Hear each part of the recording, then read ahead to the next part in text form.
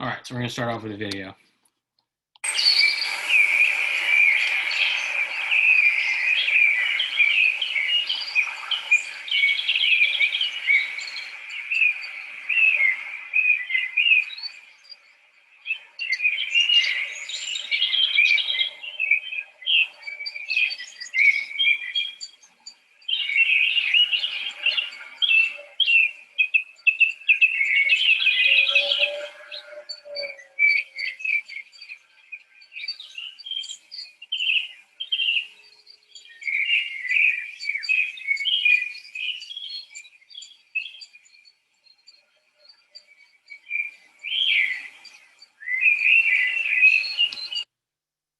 All right.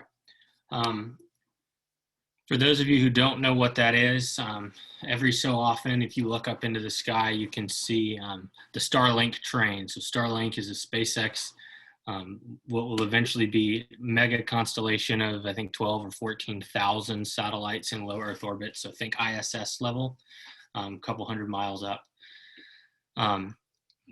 Funny-ish story, my in-laws, who know almost nothing about space other than that I'm involved, they saw that one day or one night and they called me kind of freaking out and said, "What is that, Dan?" And I, being a good son-in-law, said, "Oh, we'll see the Chinese launch this super constellation of offensive satellites and everybody's freaking out about it." And so I let them be scared for a minute, and then I told them, no, not really. It's just internet from space.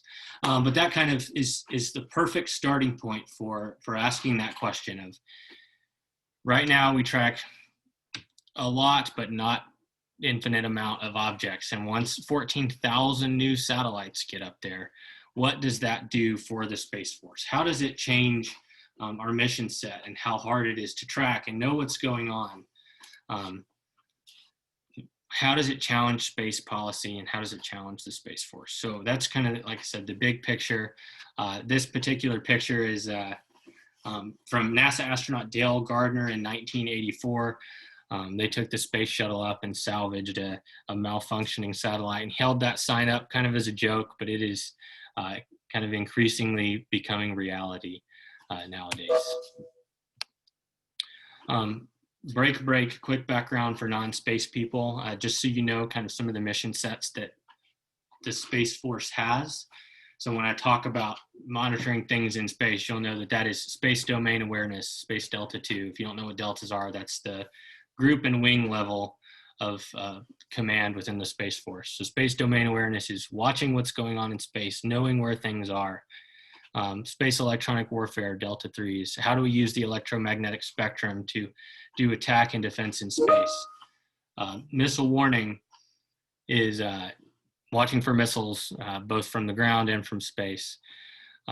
Delta 5, command and control, think Air Operations Center, but for space out of Vandenberg.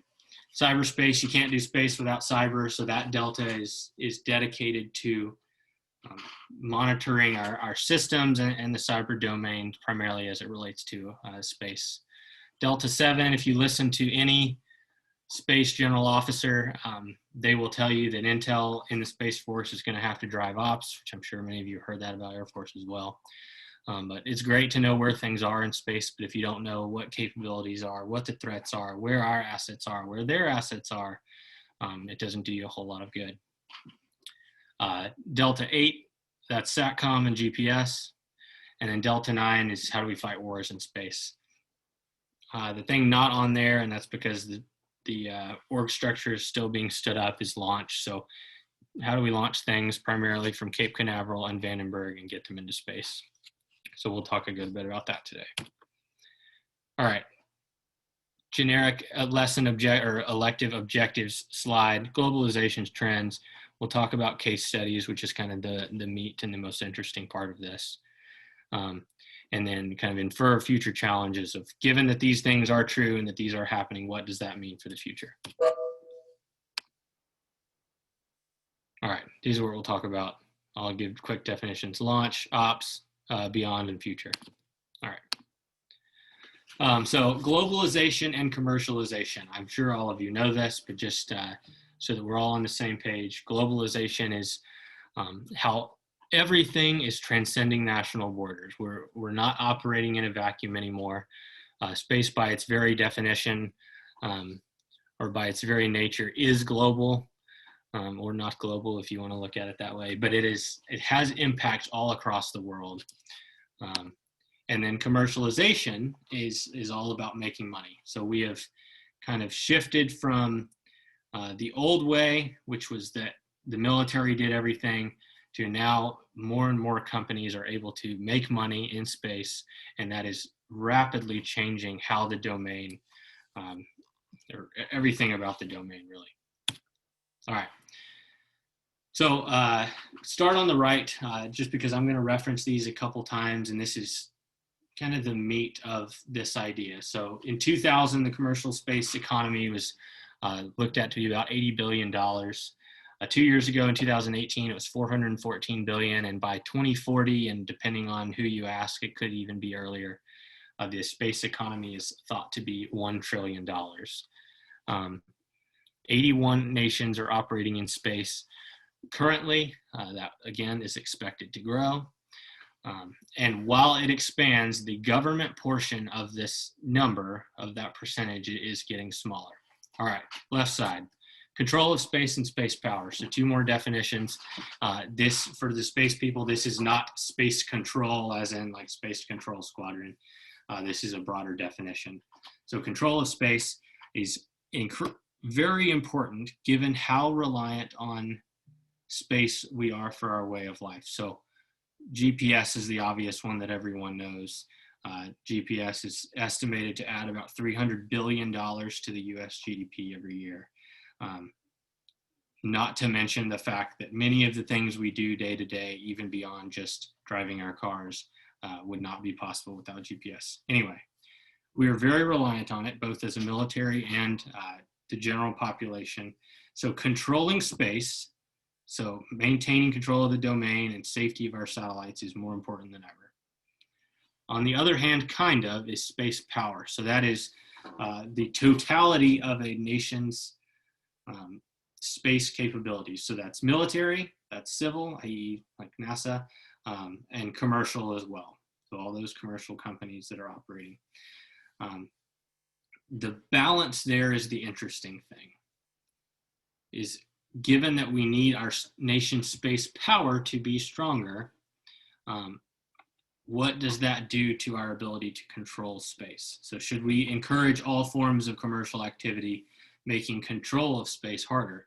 Or should we restrict some commercial activity to ensure that we can continue to control space? Which is more important? Where's the balance? The government and the Space Force can't provide adequate services for everything to all commercial companies. So in some instances, and I'll point one out about Leo Labs here in a little bit, these companies are seeking their own solutions. So what challenges and opportunities does that create, given that that is true? All right, I'll let you read this, but essentially what it says is that as globalization and commercialization of space continues to rapidly grow, a nation's commercial space power may be of greater importance. So if the government puts all sorts of red tape on commercial companies, what will that do? Will they stop working with the US and look elsewhere, which they already have in circumstances? How much regulation is too much? Where's the balance? On top of that, as commercial companies become more technically capable, because we all know the government likes to make things take way too long and cost way too much money. As commercial companies become more technically capable, what does that do to supply chains? What does that do to control of industry for our purposes? Because it basically becomes impossible. So that's the big question of, given all these are true, how should the Space Force respond? What should we do? All right, we're gonna do quick 5-minute things so that y'all are not just sitting there the entire time. I'm gonna put a question in chat. You're gonna go into rooms and talk about it, or you're gonna take a quick break. So as you do this, when you come back, put the 1 or 2 insights you have about these particular questions. So the question is, what are the implications of cheaper launch for the military, for commercial, for humanity, for tourism, etc.? And when you come back, we will talk about it for a minute. Create options. minutes, and I will close it. Right, off you go.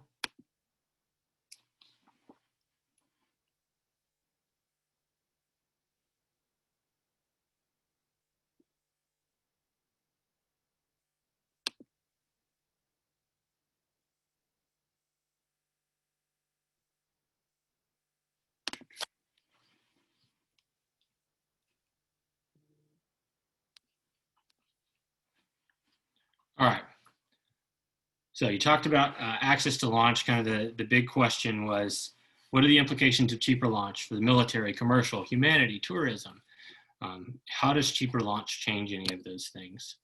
So what is commercial launch?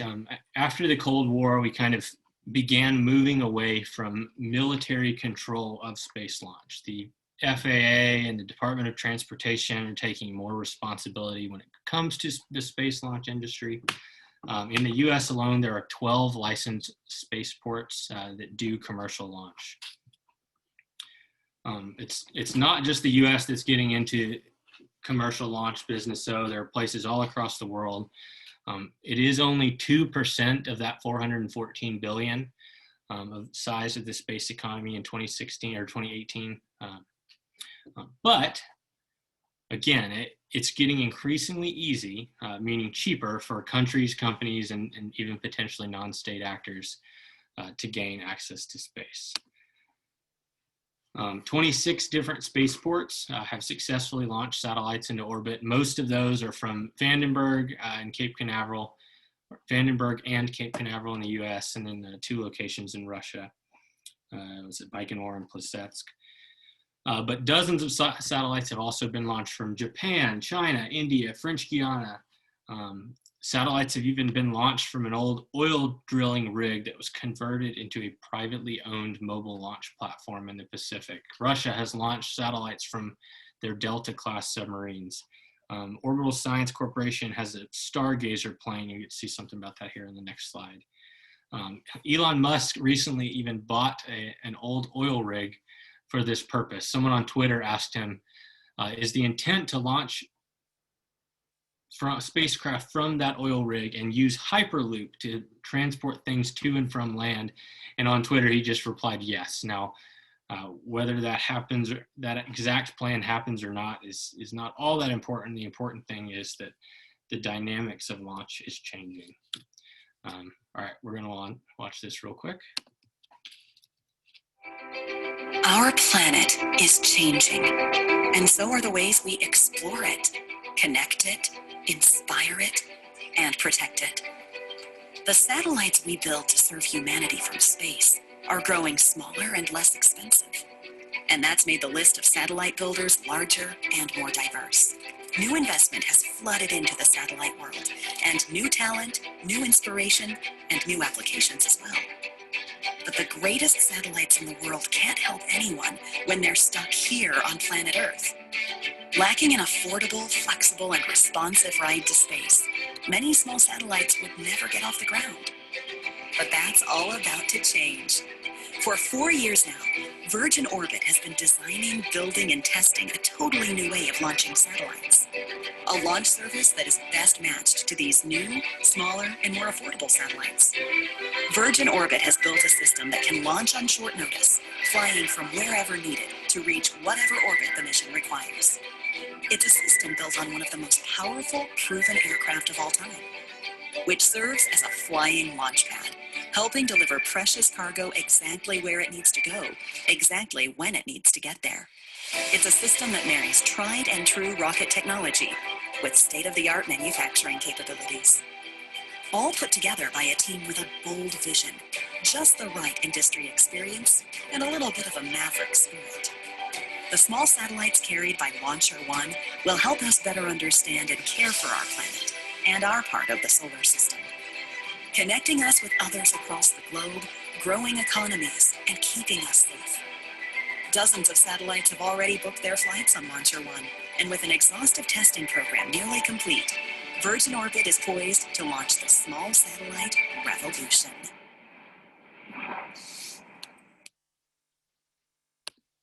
All right. Now, they did their first test back in May of this year, and it was not successful. Failed to reach orbit, a propellant line broke, but they ID'd the issue quickly. They're already planning to do another test. I think it's in about the next 3 weeks.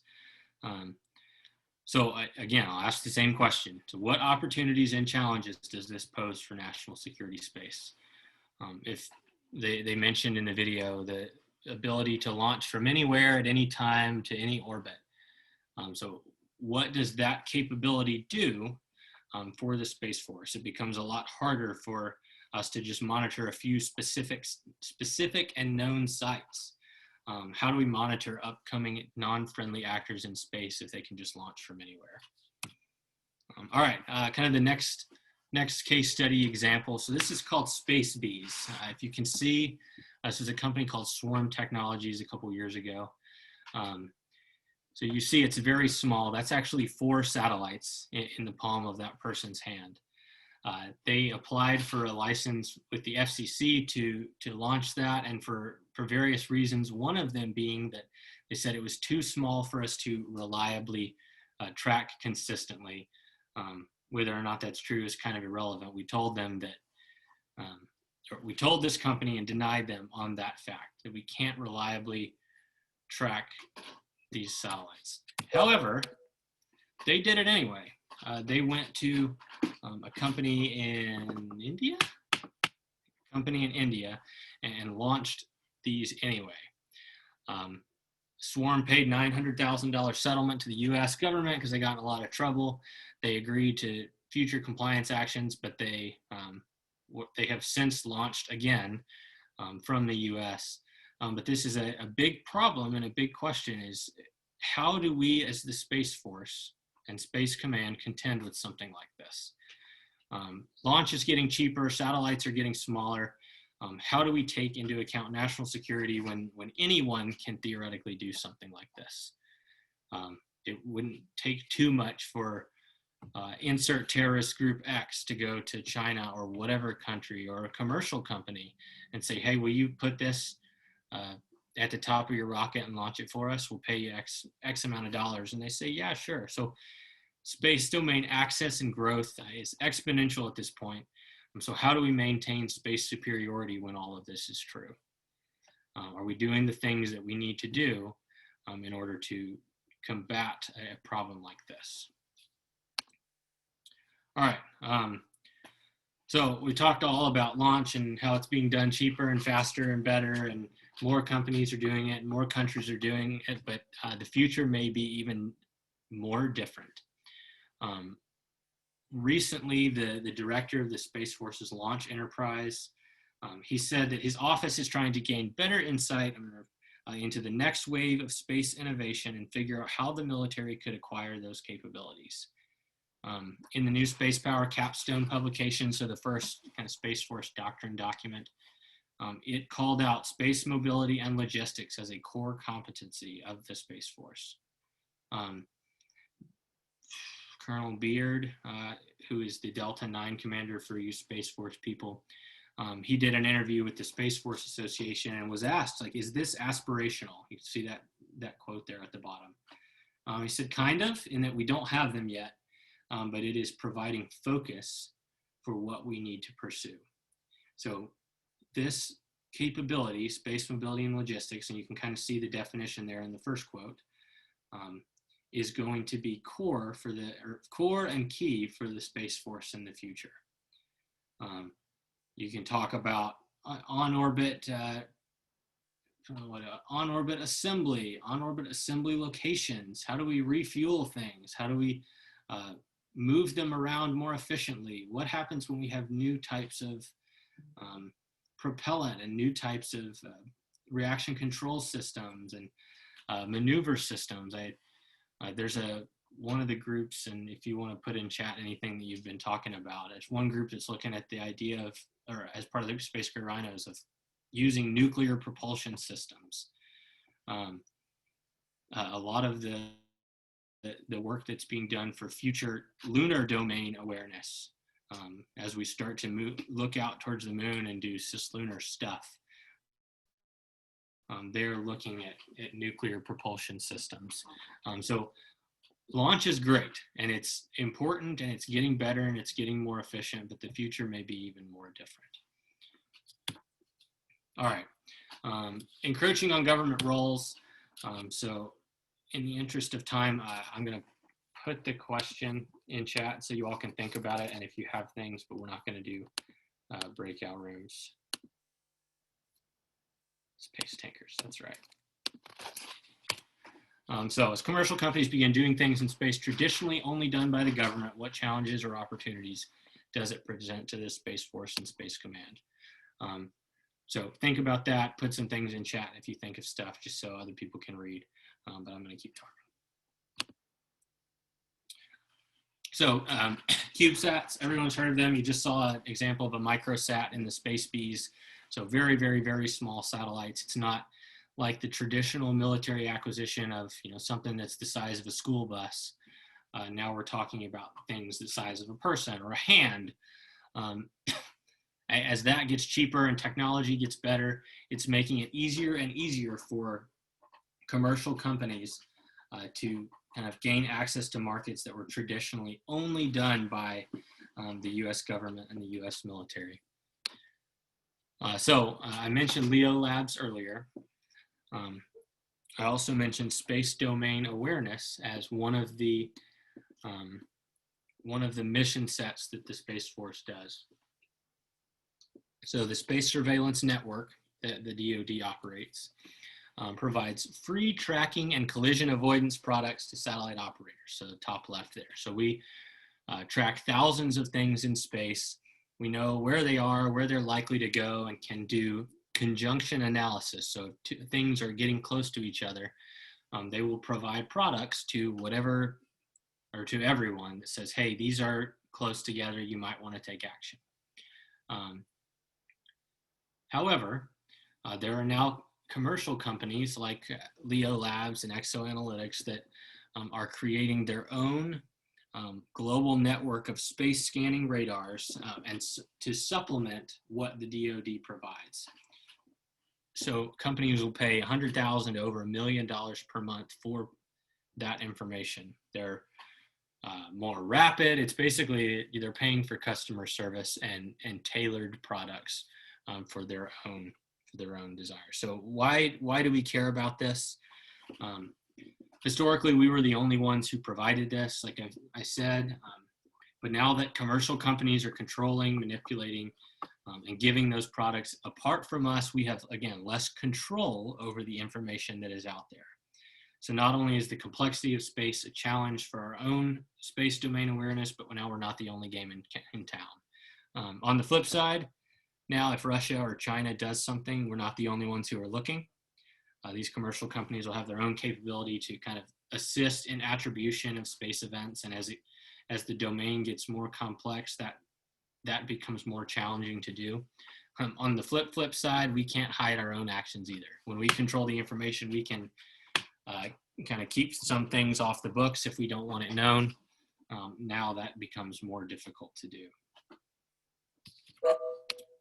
All right, GEO. So for non-space people, low Earth orbit is like ISS level, a couple hundred miles. GEO is the one that's very far out there, but arguably the most important area of the space domain, at least right now. The easiest way to understand that is if you look at a satellite dish that's on top of your TV, notice that it doesn't ever move, it just points in one direction. That's because it's pointing at a direct TV satellite that is in GEO. So one orbit takes the same amount of time that it takes for the Earth to spin one time, so 24 hours. So it's always over the same spot in the sky. Related to that, graveyard orbit, when it's done, it'll just kick it up, usually a couple hundred kilometers, so that it's out of the way and someone else can take that spot. So you can see how congested this area already is. As the economy continues to grow, remember $1 trillion by 2040, and 81 countries already operating, this is just going to get more and more congested, adding to the complexity of the domain. All right. Dual use conundrum. So again, we're talking space domain awareness, we're talking intel and tracking threats and monitoring what's going on in the domain so that we can maintain control of space. This particular example, earlier this year, MEV-1 is Mission Extension Vehicle 1.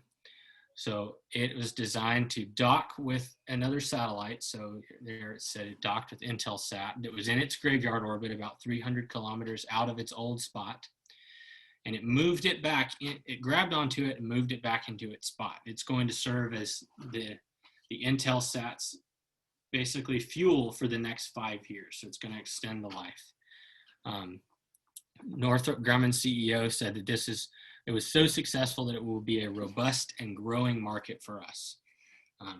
Not only that, recently after that time, they announced that they were going to be the partners with DARPA on the Robotic Servicing of Geosynchronous Satellites program. So this is a thing that's going to develop a robotic arm for use in space that will be used for on-orbit activities such as repairs, installations, assembly.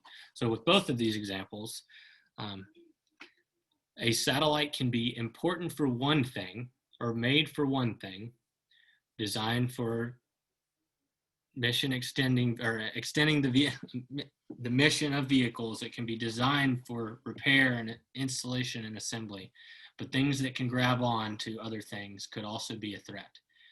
So it just adds to the things that we have to monitor and track and to maintain control of our own assets and make sure that space capabilities are still available to everyone. With that, we're going to watch a short clip from the very scientific and accurate documentary called Space Force. You know what? Epsilon should be passing right about now. Do you see it? Oh, yeah, there's a spark. Beautiful. Wow. I got it. Wait, is that a second spark?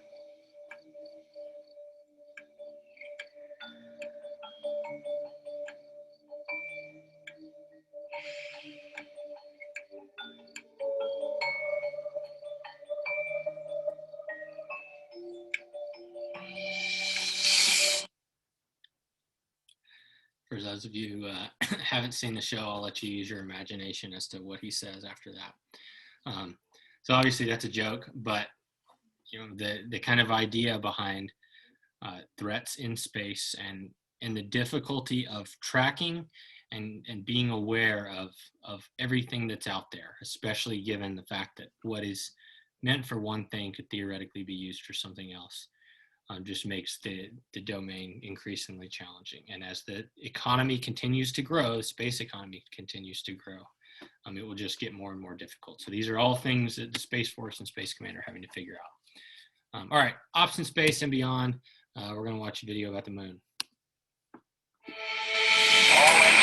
50 years ago, we pioneered a path to the moon.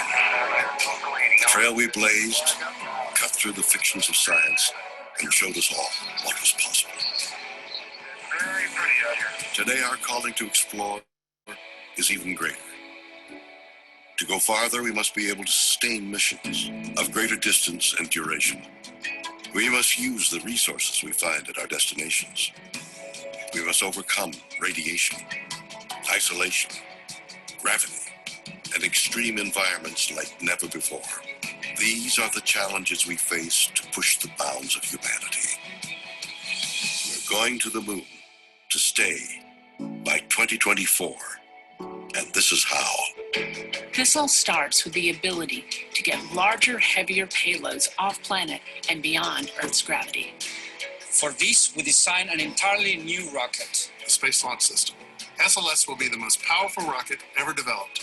And with components in production And more in testing? This system is capable of being the catalyst for deep space missions. we need a capsule that can support humans from launch through deep space and return safely back to Earth. For this, we built Orion. This is NASA's next generation human space capsule. Using data from lunar orbiters that continue to reveal the moon's hazards and resources, we're currently developing an entirely new approach to landing and operating on the moon. Using our commercial partners to deliver science instruments and robotics to the surface, we are paving the way for human missions in 2024.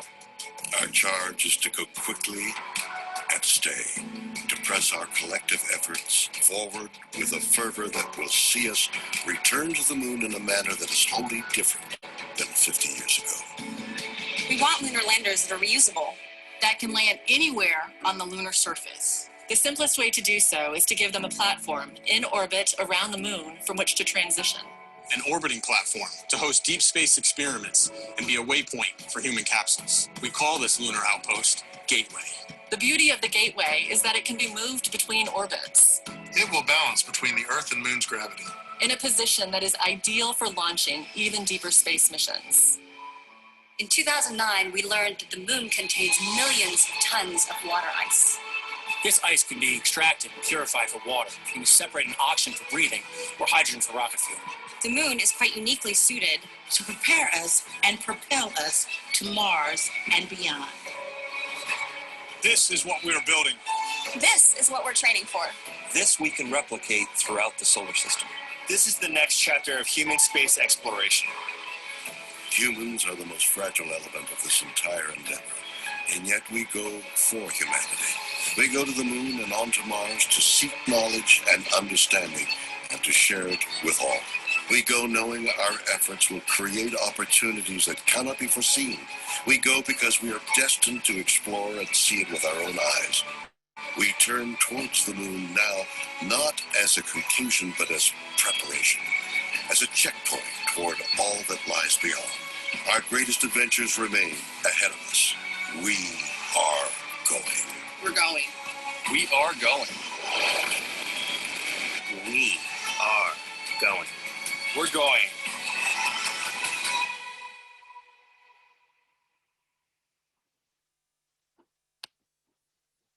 All right. If you know anything about Space Launch System, it has some problems, to say the least. But the point remains, like, that is the goal. NASA and frankly some members of the Space Force are actively working on how do we get there, and how do we go to the next step and in the next place. So a couple things here. So the moon, Artemis program you just talked about, along with that are the Artemis Accords. For anyone who's familiar with the Outer Space Treaty of 1967, it is supposed to be in line with those principles. Let's see, I've got some notes here. Principles for a safe, peaceful, and prosperous future. It outlines different ideas and concepts that we will use, and anyone that signs on with us, any Artemis program will use. Peaceful purposes, transparency, interoperability, registration of space objects, sharing scientific data, protecting heritage sites. So all of that is pretty standard and is very clearly spelled out in the Outer Space Treaty already. The two interesting things are, it also says that we can mine space resources, which there was recently an executive order that President Trump signed that said the same thing. So potentially some issues there, but that's fairly not controversial. The really interesting one is it talks about establishing safety zones. So you are not allowed, or no one is allowed to own portions of the moon. However, this says that you can establish a lunar base. And once you have a lunar base, you are allowed to defend that base, potentially even with security. So that's why, it's, in a way, it's kind of a race. There are particular spots on the moon that are thought to be more valuable, given some of the rare earth minerals, the water ice, the it's high H3, I think. Somebody correct me if you know what I'm talking about. It's material that is potentially usable for fusion in the future. So those are all things that are happening with the moon. Not to mention that, talking about cheaper launch, well, the moon has 1/6 the gravity of Earth. So most of the fuel used to get off of Earth and into orbit and into space is to counteract gravity. Well, if we no longer have or only have 1/6 of that issue, we can do a whole lot more from the moon.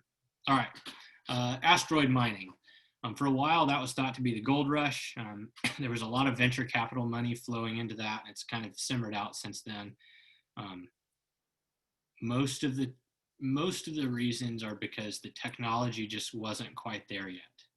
So the potential for making money with that wasn't there yet. However, as technology continues to advance, it will become more and more likely that that's going to happen more. I think Jeff Bezos is the one who said not too long ago that he thinks the world's first trillionaire will be because of definitely some sort of space activity, but I think he said asteroid mining specifically. They not too long ago found a diamond that was, or an asteroid that was made up of, at least in part, a like million trillion carat diamond. So there are a whole lot of resources that can be used for that. And then there's Mars. The video mentioned it a little bit. And I'm sure most of you know this because you were interested enough in this elective to join, but SpaceX, pretty much everything that Elon Musk has done is with his goal of getting humans to live on Mars. He's building a big starship that you can see a whole lot about. There's been a lot of testing recently. If you want to go to Mars and be able to come back home, you probably better be able to land the rocket. Tesla and his batteries, if you want to go to Mars, you probably better have a way to store power efficiently. Sun City, so the solar panel roofs, he is doing that so that he can build and design solar panels that will work for the trip to and from Mars. Everything he's doing is to get people there. I think his goal, and this is something else someone can correct me on because I don't remember the date, but he wants to get 1 million humans living on Mars in 10 or 15 years. Now, if you know anything about him, his timeline is usually off, but not his goal. His goal is to launch 3 rockets a day with 100 people each and land them all on Mars and start a colony on Mars. So people are moving that direction. China and the US have both sent plenty of things to Mars. I think China has one that launched just a couple months ago. Heck, even the United Arab Emirates, a couple months ago, let's see if I don't have one. They launched something from Japan to go to Mars, and they have publicly stated that they want to have a manned base on Mars by 2117, so within 100 years. Not saying that the Space Force needs to lead this, but I am saying that the kind of sphere of humanity is changing. And quite a few Space Force general officers have talked about the Space Force's role in almost acting as a Navy and securing that quote at the bottom, free movement and operations for commercial companies as some of these things expand into the future. All right, we're getting close to being done. I'm going to play this. So we watched the SpaceX or the Starlink train there at the beginning. This is going to talk a little bit about some people that don't like them.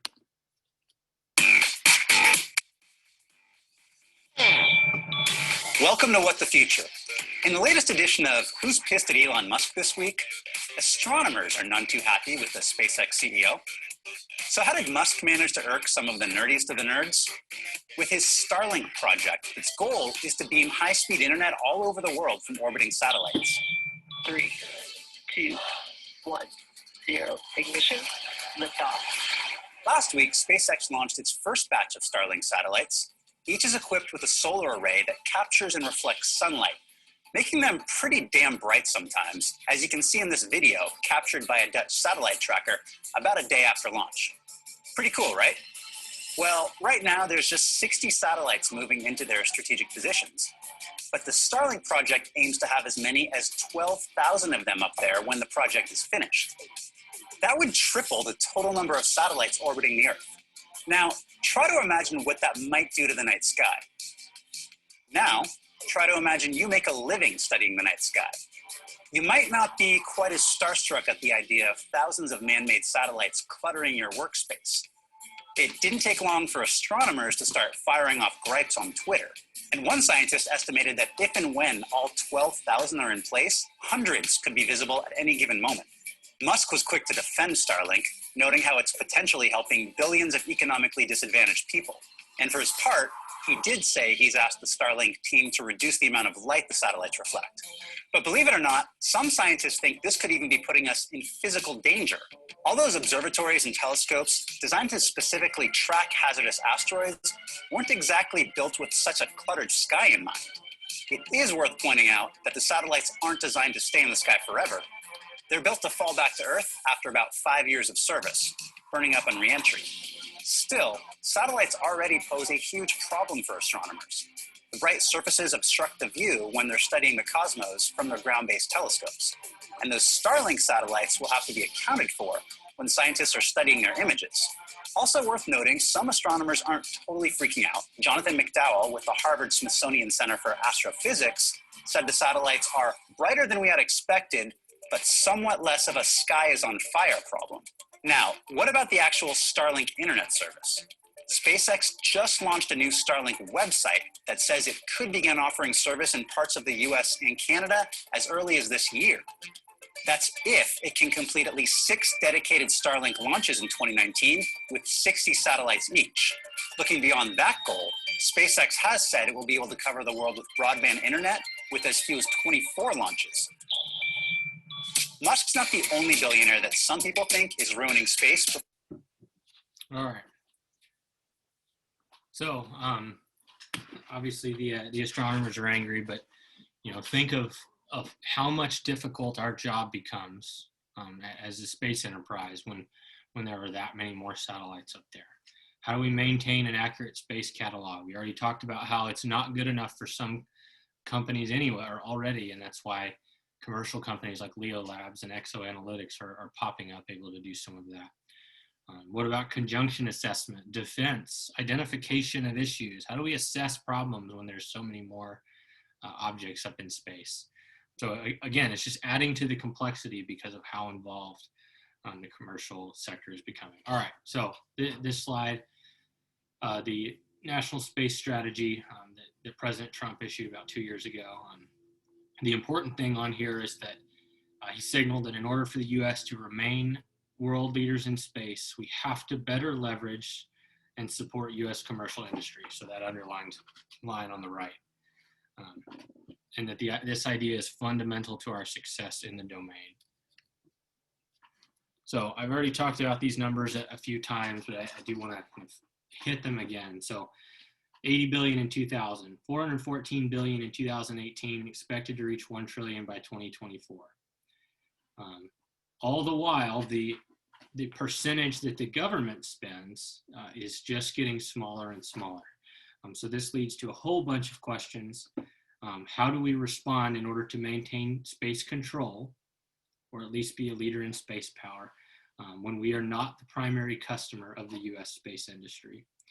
How does this impact supply chain security? In some instances, the US military and intel community have started to put more, or have to put more cybersecurity means inside of the spacecraft because we can't trust every component that makes up the spacecraft. That did not used to be a problem. Now, if companies have to jump through excessive hoops just to work with the government, why would they when they can make just as much money elsewhere without all the red tape? So how do we continue to operate safely in that type of environment? What should the DoD do? Should we impose stricter restrictions and not let them work with as many companies? Should we not do that? Because if we do, then it'll only stifle kind of industry in the US, which would lessen our space power, total national space power. This is the balance question. How do we maintain our desired role as a leader in the space domain, given all of these changes? Are we doing the things that we need to do, especially given that China does not have as much of this problem, because if you know anything about China at all, commercial and government are much more interwoven. So that's kind of the big question throughout all of this is, as it grows, what do we do? Are we doing the right things? All right, almost done, just a few more slides. So this is a recent report. You can see the partners there. The Space Force was one of them. Defense Innovation Unit does a lot of cool stuff. And then the Air Force Research Laboratory, who is also doing a lot of cislunar things for potential future mission sets. They released this report, State of the Space Industrial Base 2020. If you're interested in space at all, I very much recommend this. I want to read one quote in particular. China is committed and credible in its pledge to become the leading global superpower, to include space by 2049, marking the 100th anniversary of the People's Republic. A key component of China's strategy is to displace the U.S. as the leading power in space and lure U.S. allies and partners away from U.S.-led space initiatives. So the Artemis Accords, to go back to the moon, we are trying to get as many other countries to sign on to that with us. Of note, China and Russia have already said no. So in line with this quote, they are trying to do their own thing apart from the US, and they're trying to pull as many people with them. Now, this report also has a handful of recommendations, one of the main ones being to expand the role of the Space Force.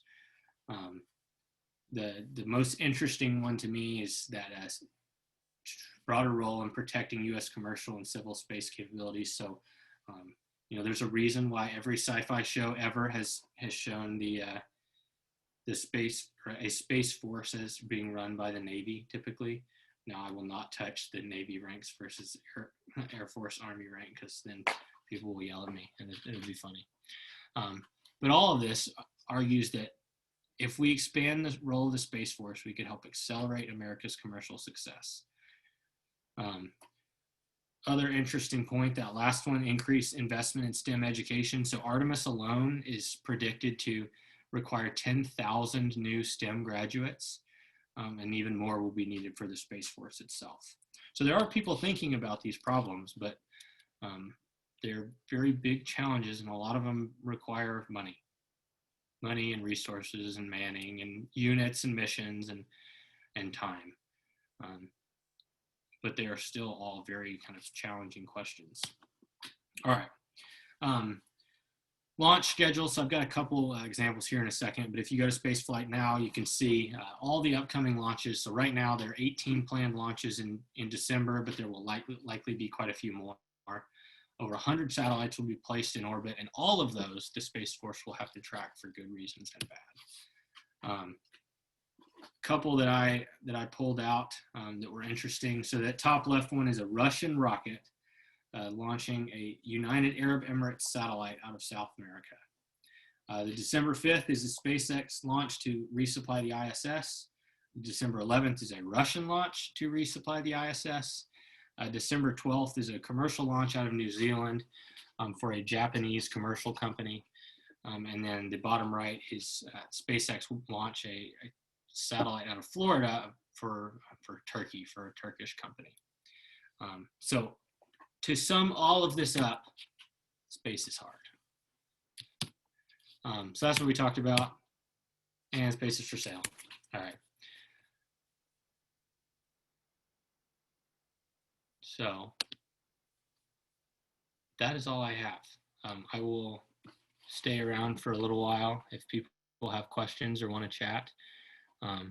But thank you all for coming. I hope you learned some things. I hope this was at least somewhat informative.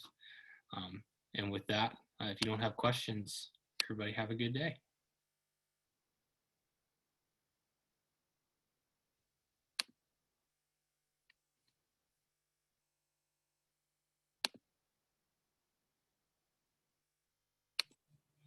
So you're the resident Space Force master there now, huh? Yeah, I even got the cool blue. I really wish they would switch the color on our name tapes for the Air